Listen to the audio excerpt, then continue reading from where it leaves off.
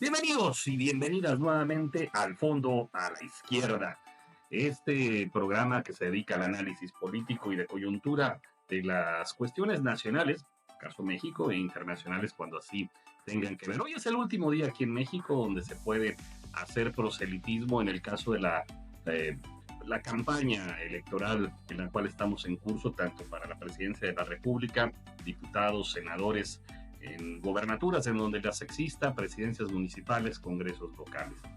Eso no aplica necesariamente, claro, a los análisis, pero sí marca muy evidente un corte de lo que fue esta campaña electoral y en donde existieron dos grandes visiones o dos grandes bloques.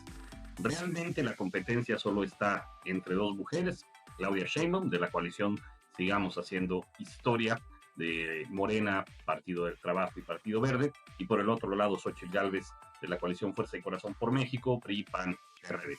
El caso de Jorge Álvarez Maínez, como todos lo sabemos, entró de bateador emergente, como se diría en el béisbol, luego de que Samuel García pues no pudiera competir porque pues tenía muchos temas pendientes en Nuevo León y no quería que le quitaran el poder el Congreso del Estado con el cual estaba enfrentado y que no le garantizaba un gobernador sustituto, interino, no recuerdo el nombre de la figura jurídica correcta, pero no estaba seguro de que fuera a quedarse alguien afín y por eso al final decidió no participar. En esta contienda, pues, que inició mucho antes de lo que marcaron los procesos electorales, porque es evidente que la candidata de Morena, Partido del Trabajo y Partido Verde, tuvo un proceso mucho más largo a comparación del PRIAN y que tuvo una contienda interna mucho más interesante cuando, si nos vamos al año pasado, en contra de Adán Augusto López, en contra de Marcelo Ebrard, de Ricardo Monreal, de Gerardo Fernández Noroña, de Manuel Velasco,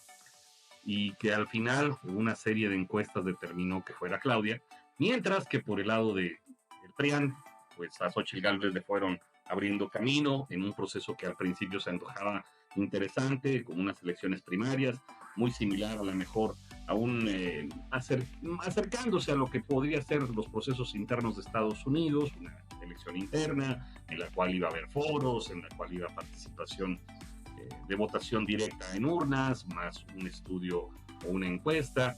Un modelo interesante que al final, como todo lo que hace el PRIAN, era una simulación que cuando vieron que Beatriz Paredes les podía ganar al proyecto original que era Xóchitl Gálvez, decidieron hacerla a un lado, decidieron casi hacerla declinar, paulatinamente hicieron declinar a los demás candidatos y dejaron que Xóchitl fuera la candidata. En este sentido, la contienda inició muy dispareja, se hablaba de más de 60 puntos que traía de intención Claudia Sheinbaum. Ay, perdón. Lo que ha sido utilizado ahora para decir, no van a ser 30 puntos. Digo, los 30 puntos fueron por ahí de julio, agosto, septiembre del año pasado. Y eventualmente la candidatura de Xóchitl, que empezó como un chispazo, se fue estancando gradualmente en el periodo de pre-campaña. La campaña de Claudia Sheinbaum, al haber iniciado tan alta en las preferencias electorales, era evidente que su tirada era tratar de mantener el tope que había llegado y que si existía un descenso en las preferencias electorales, pues no fuera tan pronunciado. Lo de Samuel García en noviembre, diciembre, claro que movió las preferencias con un movimiento ciudadano que con Samuel García se podía esperar que llegara hasta un 15% de las preferencias electorales, pero con una seria expectativa de que esta campaña influencer, esta campaña que junto con su esposa Mariana Rodríguez, si mal no recuerdo su apellido, podía detonar en los jóvenes y pudiese eventualmente empatar a esta Xóchitl y, ¿por qué no, rebasarla? Cuando esto ya no se da y que entra su compadre Jorge Álvarez Maínez, pues la expectativa obviamente es mucho menor y en ese escenario de tres personajes llegamos pues a inicios de este año 2024, nuevamente con una ventaja considerable de Claudia sobre Xóchitl y un Jorge Álvarez Maínez muy por debajo. ¿Qué se esperaba de la campaña electoral? Se esperaba una Claudia Sheinbaum moderada, una Claudia Sheinbaum con un discurso muy parejo, basándose y sentándose en la cuarta transformación del presidente Andrés Manuel López Obrador. Muchos querían que rompiera con Andrés Manuel, muchos querían que dijera que vamos a tener un diálogo directo nuevamente con los empresarios, que vamos a replantear el acercamiento con los medios de comunicación, con los intelectuales. Con todos aquellos, con los prianistas, casi querían que hubiera un pacto por México, porque lo que ellos quieren y lo que ellos querían era una Claudia al centro, ¿no? Ellos buscaban una Claudia al centro, una Claudia cómoda, una Claudia con la cual pudieran dialogar, porque muchas de estas ocasiones estos personajes que son los más férreos críticos al régimen de la Cuarta Transformación, a la forma de gobierno de Andrés Manuel, es que Claudia tenía que desmarcarse de Andrés Manuel. ¿Por qué tendría que desmarcarse? Porque luego ellos mismos dicen, es que Claudia no ha logrado superar la popularidad de Andrés Manuel. Pues por eso había que desmarcarse de él. O sea, era un discurso muy soso, ¿no?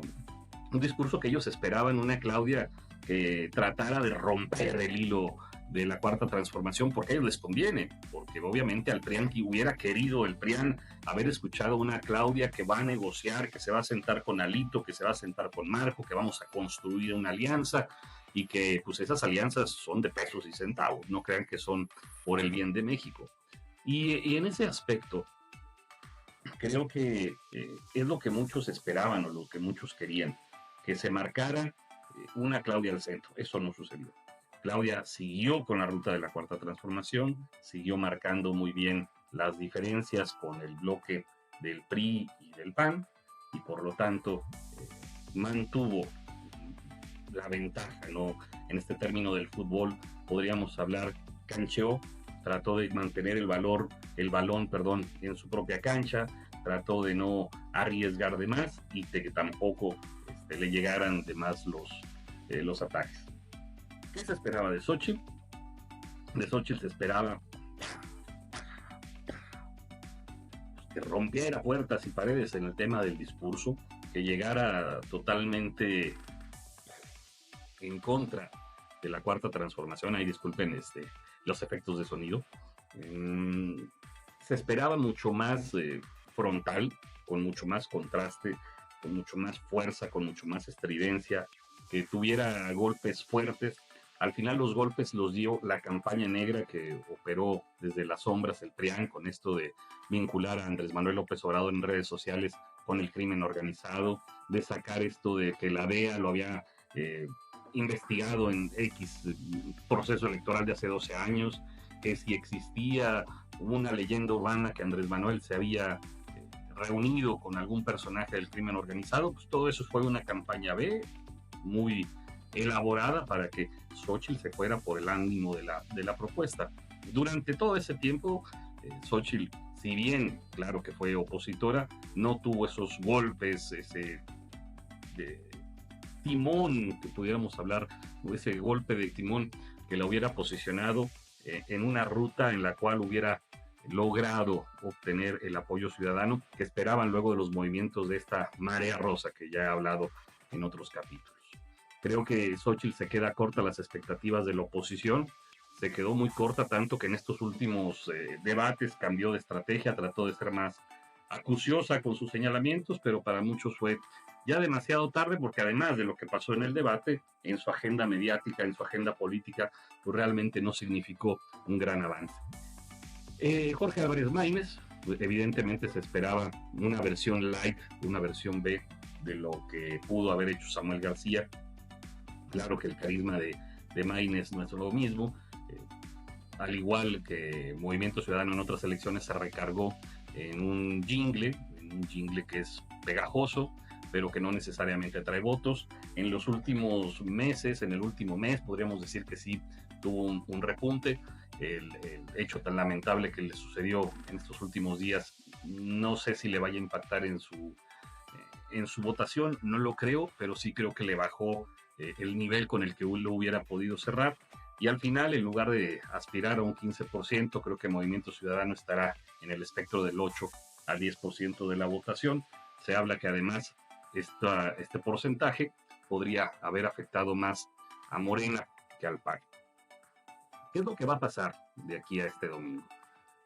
Seguramente habrá la operación por parte de todos los equipos de garantizar la movilización, el cuidar las casillas, sus representantes. el buscar inhibir la participación de los diferentes órdenes de gobierno el día de la elección. Todos se van a cuidar las manos desde unos minutos después de la medianoche de hoy. Yo sigo creyendo que la ventaja que tiene Claudia Sheinbaum es tan considerable que es inevitable su triunfo. Los ojos van a estar puestos en la diferencia. En el imaginario colectivo hay dos números, 30 y 20 puntos. Si no se cumple dentro del espectro de 20 a 30 puntos, una de las victorias pírricas de la oposición es, se los dijimos, Chairos, no eran 20, eran 19, 18, 17, 16, 15, 14, 13. ¿Hay un riesgo de que baje de 20 puntos la votación de Claudia? Sí, sí lo hay. Y es que la gente motivada de que ya se ganó la elección, de que no hay manera, pues puede desincentivarse y no ir a decir, oye, mi voto pues ya sale sobrando, me voy a la carnita asada, me voy al paseo, me voy a hacer de compras, me pongo a ver la televisión, simple y sencillamente no salgo. Creo que eso es lo que ha tratado de inhibir Claudia. El otro gran escenario es ver cómo quedará la conformación del Congreso de la Unión, el plan C de Morena, cómo quedará la Cámara de Senadores y Cámara de Diputados, cómo quedarán las gubernaturas, porque eso será importante, las presidencias municipales, porque todo contribuirá a la narrativa de quién ganó y quién perdió en esta elección. Al día de hoy, el nervio en todas las campañas debe de estar, algunos por lo que les acabo de decir, Morena por el margen de victoria que puede tener Claudia y por la conformación del Congreso de la Unión. El PRIAN también, que está disputando su supervivencia política como alianza. Un mal resultado podría dar al traste con la alianza para los próximos procesos electorales inmediatos y podría alentar la creación del partido de la Marea Rosa. Movimiento Ciudadano también, creo que es el que más tiene para ganar porque creo que su votación va a ser importante y va a cumplir las expectativas que ellos tenían, pero al final no van a lograr dar la vuelta del pasado proceso electoral del 2018. Estos son pues los escenarios y el corte de caja. Este fue para mí el resumen de lo que pasó en las campañas. Hoy solo queda esperar, ahora sí, de aquí al domingo, en el caso de que ya no hay proselitismo, ya no hay activismo, ya no hay redes sociales, ya no hay spots. Pero, como siempre, la mejor opinión es la de ustedes. Comenten, síganme, denme like. Y como siempre, muchas gracias por sus vistas, por su seguidor. Yo empecé hace no mucho, activamente en esto. Ya casi llegamos a los 2,000 seguidores, faltaba uno. Si ya tenemos los 2,000, pues hacemos la carnita asada. No se crean. Muchísimas gracias, Milton Eloir. Nos vemos.